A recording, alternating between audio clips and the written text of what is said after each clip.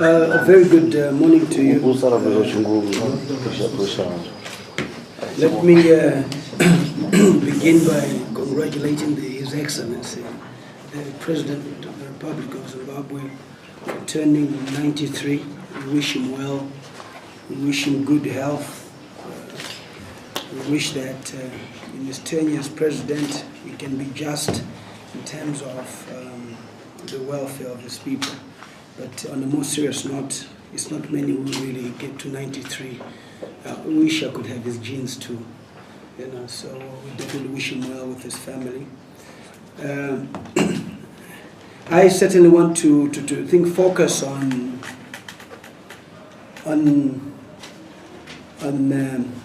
the way forward after Mugabe. I think I've actually realized that he's in power, legitimately so. So there's no point for us to argue about that. Whilst in power, he's also able to say and do things which are within his mandate. So as the head of state, I think as Zimbabweans, we have also allowed this situation to prevail. I think what you vote for is what you get at the end of the day. I certainly share the sentiments of the President that there's no opposition in the country.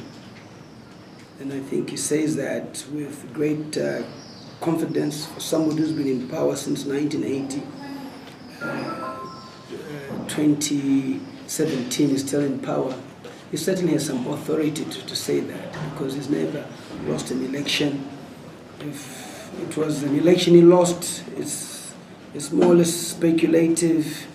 2008 is probably the closest that he got to the thing losing. So respect must be given to a man who has won elections, whether democratically so or undemocratically so, but I've not seen anybody going to court and saying Robert Mugabe is not the president of this country.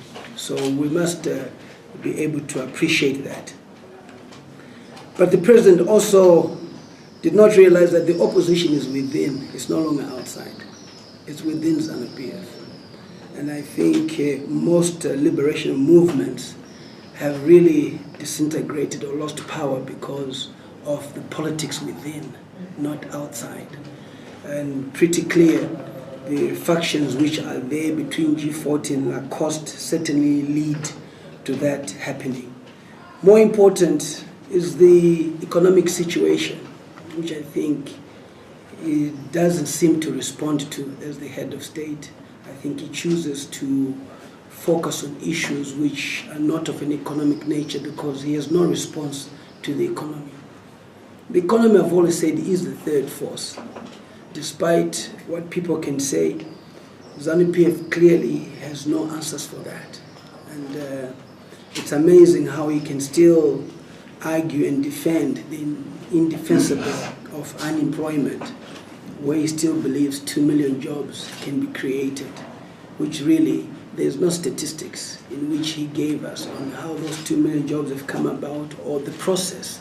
And him saying it is a process, it's a journey, but equally he was supposed to tell us in the journey that he talks about in terms of employment, what is the current, what are the current statistics?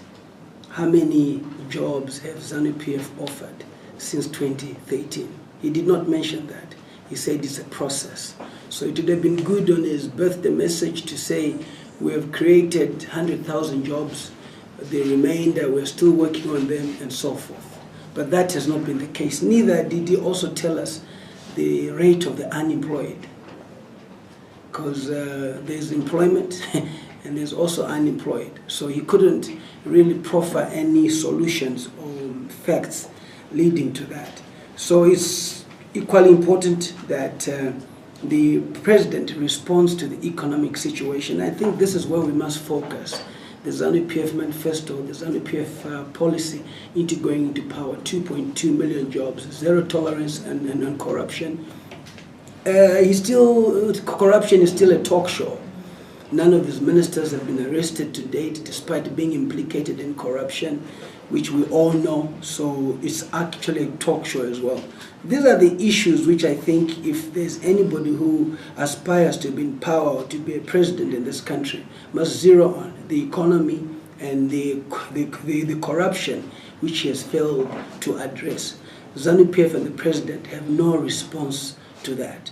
Other issues, I think, are non-core issues which don't really affect the welfare of the people. I think it is the welfare of the people which I think we must focus on if we're to bring about change.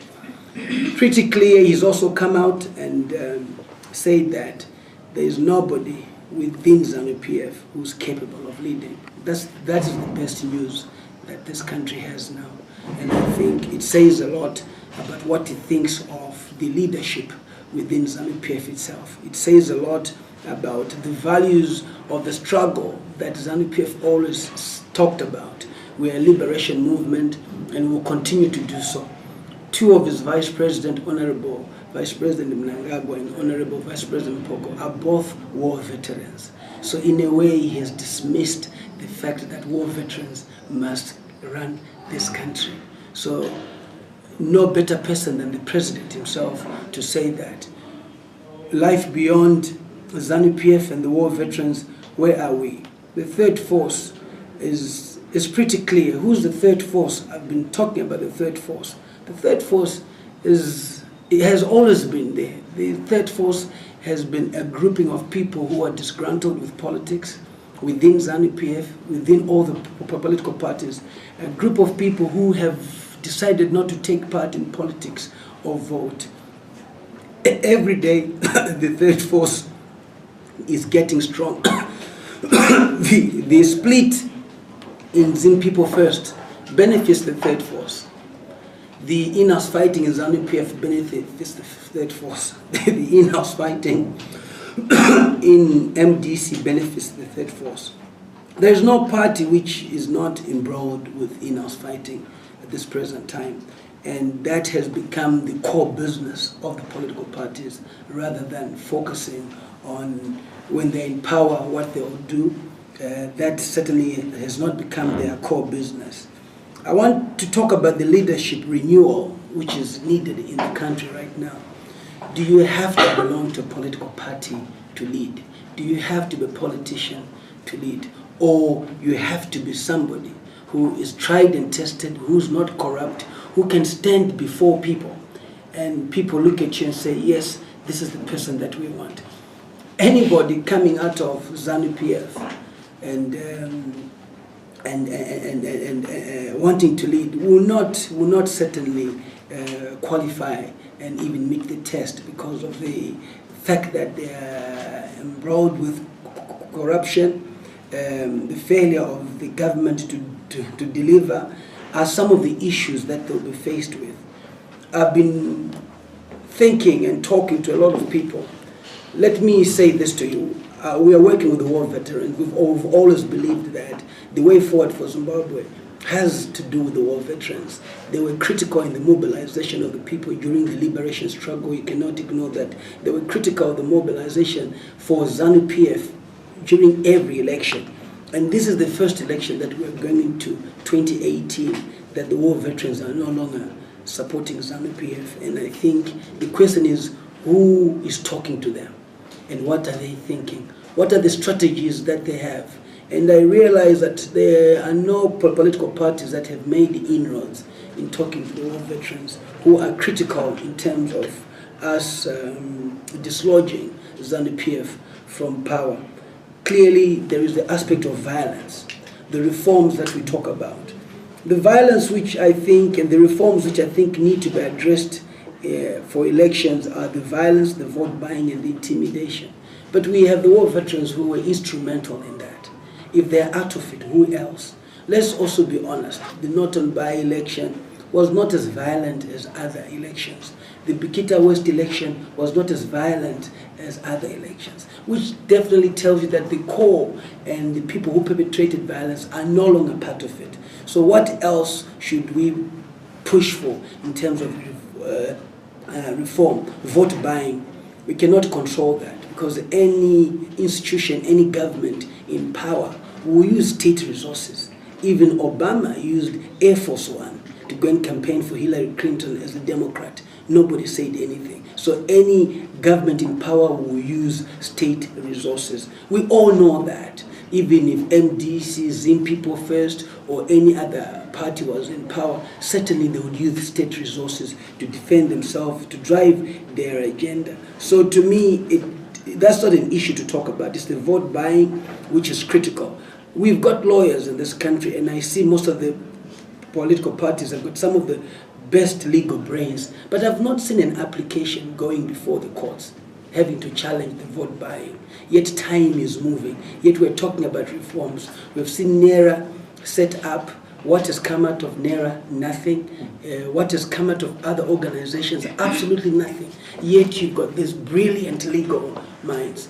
Bikita West election, we saw the violence which happened where the candidate was beaten, but the leader of the party is a professor-in-law, is a doctor-in-law. He never made an application to stop the election, to file an agent application to the court and say, this cannot be a free, fair, and credible election. As such, here's an agent application.